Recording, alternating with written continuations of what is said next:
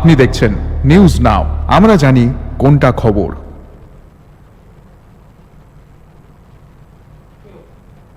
সোমবার সকালে আইজিএম হাসপাতালের সামনে আক্রান্ত সাফাই কর্মী।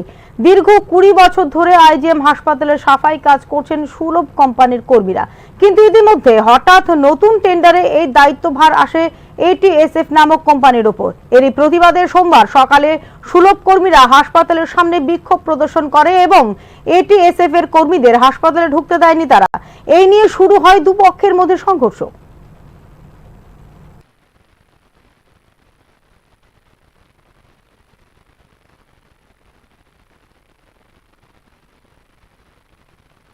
একটা রোগী রক্ত হলে তার ধরতে আমি শিবিরের কাজ করি, তার রোগটা আমার বাঁচাতে, আমার রোগটা যে গ্যাসের লাগায় তার জরিমানা দিতে, তো আমার বিল তো এমনি নিব বেতন। এবারে বালতি বাংলা জরিমানা, বাইফার বাংলা জরিমানা, গ্যাস বাকলা জরিমানা, এবারে কি তা দারু বাংলা জরিমানা। রোগী আছে রক্ত লিয়া, তারা আমার বাঁচাতে দিব, আমার দেশ ভরে রাখা, আমার রোগীটা বাঁচাতে দিব। কিন্তু রোগী বাঁচাতে আমার দেশ দাগ লাগছে, হ্যাঁ আমি জরিমানা দিয়ে তো আমার বেতন এমনি, তো আমি বাইতে দেবো। তার কি সত্যি লাগছে, কি সত্যি দেশের কি সত্য লাগছে, তারা কি সত্য লাগছে জিনিস বাংলা জন্য শুনে আপনি দেখবেন।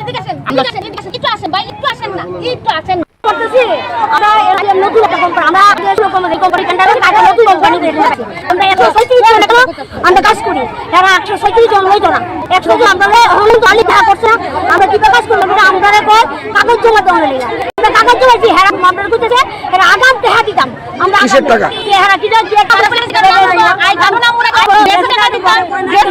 খারাপ হলে আমরা কি মজবুর করতাম, আমরা মানে কথা হইছে না, আমরা কত বেতন দিব